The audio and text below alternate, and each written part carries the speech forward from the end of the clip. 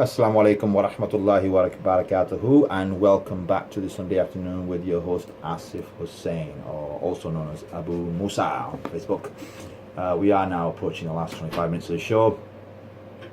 We have just been talking about the fitness regime for the family person, I called it. I didn't call it the family man or family woman. I thought family person. I know these days that a lot more sisters are actively involved in health and fitness, and I didn't want them feeling kind of left out or neglected in this discussion, because they obviously have as much right to maintain their health and keep themselves physically active as mothers, as wives, as sisters, as daughters. It's important that we have a community of Muslims that are actively engaged in their health and fitness.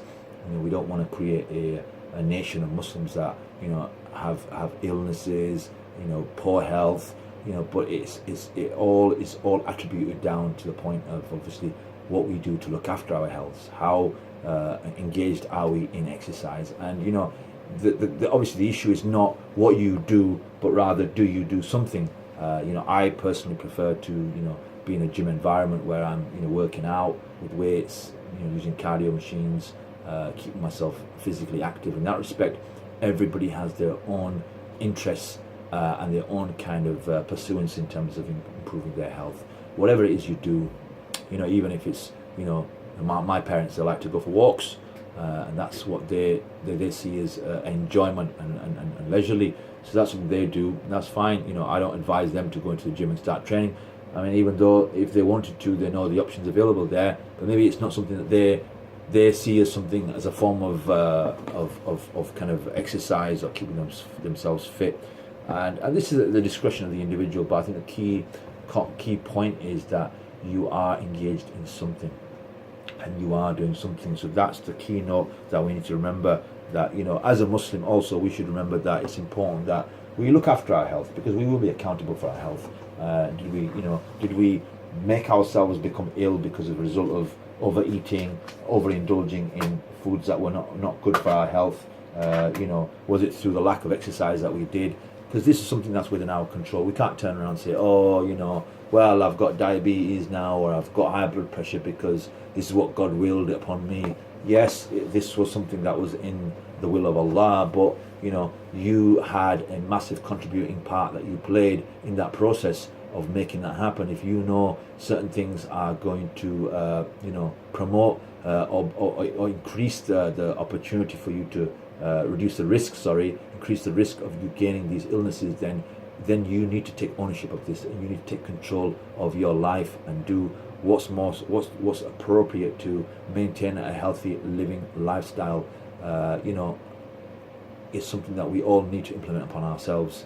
I'm sat here advocating it, and I'm very, very strong advocate of it, because I implement it at home. My family, I don't impose it upon them, but I more than anything, what I like to do is give them some principles around eating, so they understand the value of eating good food, and we don't deprive them of eating the occasional junk meal here and there. That's fine, but I think what the key thing is that it doesn't become a habit, rather it becomes something that we treat ourselves with from time to time. So you will definitely feel the benefits of being more healthy. I mean, I can speak for myself, and I can say that when I'm on a very good eating regime and a good balanced diet, the day I eat something that is not in conformance with what I normally eat, it really affects me. It really impacts my health. It impacts the way I feel psychologically, physically on that given day. My energy levels are affected, so it has a dramatical effect, and you can feel the difference. When your body's being detoxed, it's being cleansed out, and you're used to eating wholesome, healthy meals, and you eat something that's not so healthy, believe me, you will feel it, and your body will feel it. It will give you signals saying to you that what have you put into my system, and it goes without saying. Something new I want to talk about right now. We're in the last 20 minutes. Something else that I wanted to address with you was an experience that I had this week, going out into the local city centre. I popped into a few shops, and it dawned upon me the whole kind of concept of customer service and customer experience, customer journey, whatever you want to call it. and the importance of how the customer is to your business. And if you're running a business out there, then maybe it's just some advice and recommendations that I've experienced and that I've seen that maybe just might be something you already know, maybe something that you can think about and implement, or if you don't have, then maybe you can sort of like start to incorporate into your business. I mean, I found that I popped into one shop. I'm not going to mention the name of the store or the brand in any way, and the customer service that I received there was second to none. It was a very high standard, which made me feel at ease, which I felt engaged and valued as an individual, because when you walk into a store and you ask for some attention or some advice, you want that individual to give you full attention. And this person that was dealing with me, he asked me how I am, what do I do. So I became the focus of his conversation. And this is the kind of things that you want. I mean, you might go into, I particularly went in for a particular service that I wasn't happy with in relation to my phone.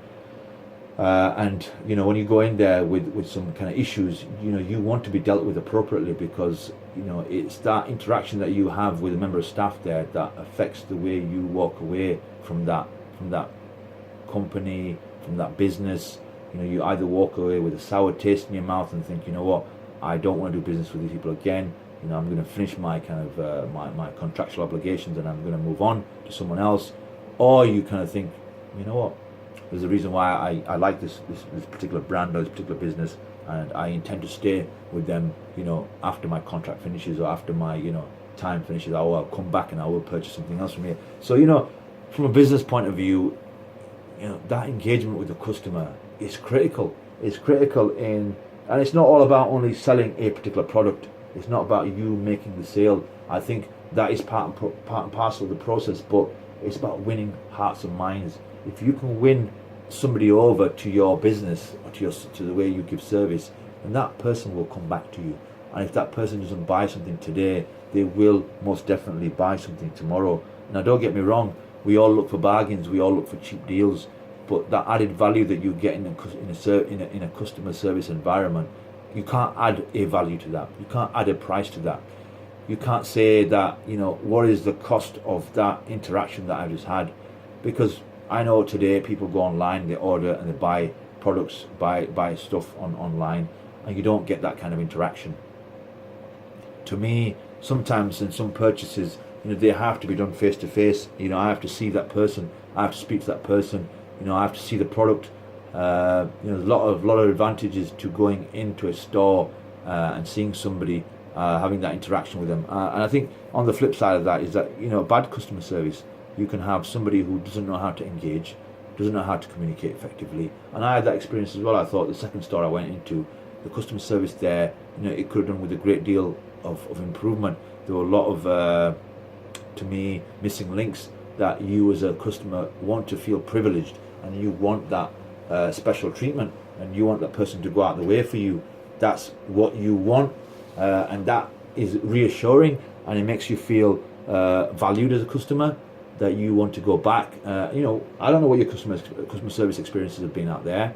Maybe you've had a great experience, maybe you had a bad experience. Share it with me if you want to. Give me a call on 01865 922 224, and that's 01865 922 224. Everybody's had an experience. Some people have had great experiences, some people have had very lousy experiences, and this is a make or break for a business. So if you're a business person, if you're running a franchise, if you're a store owner, if you're in the retail industry and you have customers regularly coming to you, then it's something that I'm sure you already are aware of, and that your staff are trained in these kind of areas. It's very critical that you give a quality service. I've been into stores where people have spoke to you in a very abrupt manner, even though you want that service, but you walk away thinking, what, I don't want to go back to this guy again, because A, he doesn't know how to speak to me, B, I felt very undervalued as a customer. I didn't feel kind of being appreciated in there. My money wasn't kind of like appreciated. So don't ever make a customer feel like that. And I think as a Muslim, first and foremost, this is some of the akhlaq issues, some of the mannerisms of doing business. And we know that Muhammad sallallahu alaihi wasallam was a businessman. He was a tradesman, and he had the highest of integrity and genuinity. And a lot of times these trademarks of his personality were the reasons why he was so successful in his business. He did so well because of his honesty in his business, because of the way he dealt with people.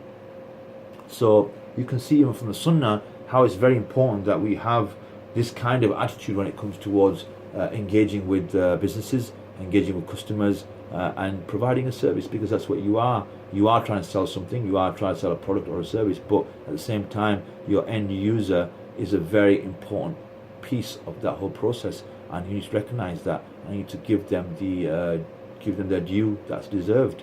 And that's the key thing that I wanted to discuss here.